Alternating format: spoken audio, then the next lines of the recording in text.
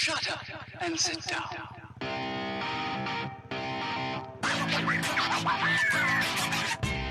Welcome back to MXGP 2019. We're doing a little bit more bike testing today. We're going to compare fully modded bikes versus factory bikes. Again, no input other than steering and full throttle from myself. And we're also going to compare them to our fastest bikes from the stock bike test and our slowest bike, the KX250F, and see if the fully modded and the factory bikes, what's the comparison between them. We're not going to do all the bikes, just the top factory teams, and also one bike from the lowest tier team in MXGP and MX2. All right, so let's get started. As you can see on the board, we are listing the winners from our first stock bike test and also the slowest bike, which was the KX250F again. So let's get started. Let's see what this modified KX250F can do. And as far as the modified parts go, I just picked the most expensive part that affected performance for each bike. I don't think manufacturer matters. They all affect the stats the same way. KX250F coming in 7.33 tenths better than the stock bike. The 0-60 improved, oh man, by 5 tenths. Amazing. Right, now let's see what the KTM 250SXF can do. It came in just above the KX250F. It was our highest ranked 250 four-stroke bike in the stock test. Almost down into the 11s. Not bad. Okay, let's see how this Husky's doing. 11.4. It has matched the YZ250. Stock bike only, though. Now let's see what our YZ125, the fastest 125 two-stroke, can do. And it actually came in worse than the stock bike. I kind of find that hard to believe. I don't know. All right, this was our winner. Overall fastest stock bike, YZ250. Let's see what it can do fully modded.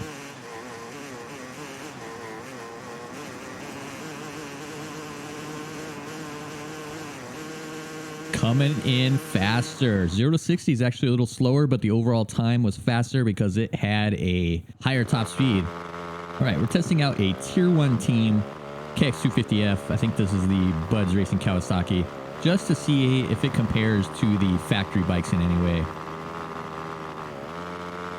All right, it actually came in slower than our KX250 fully modded, the bike that you can build up yourself. Very interesting.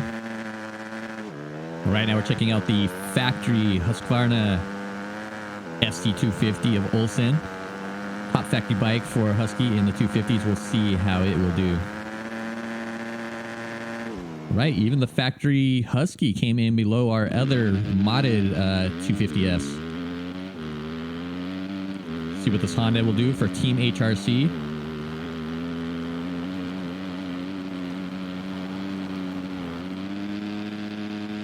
The factory Honda coming in below our Tier 1 250F, below our stock KTM. Oh my God, it's pretty slow. All right, Jorge Prado, factory KTM 250F. Coming in still below our modded ones. Man. All right, let's see what the Yamaha can do.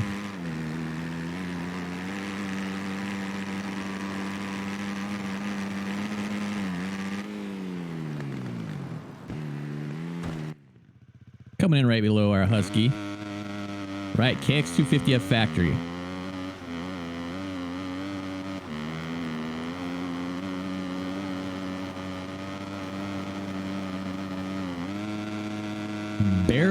Barely any faster than the Tier 1 KX250F. Right, now we're back onto our 450s. Pick up the Yamaha factory racing.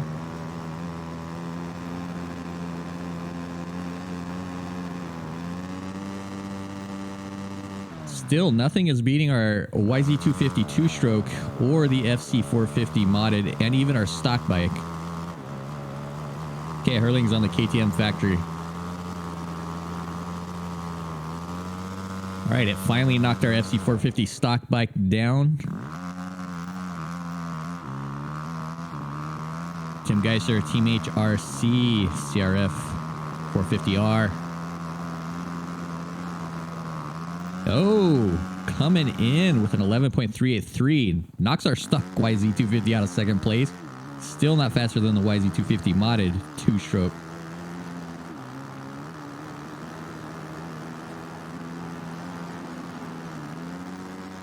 Factory KX450, man, barely faster. Well, a little bit faster, 0.3 faster than our 250 KTM modded.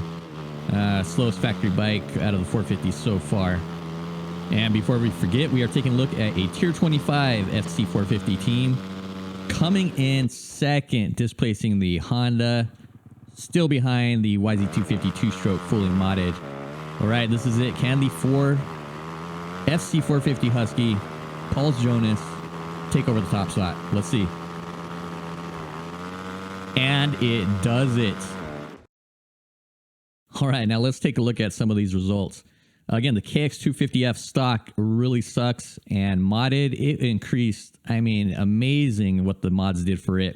Almost makes me think that stock run was not very accurate, but I don't know.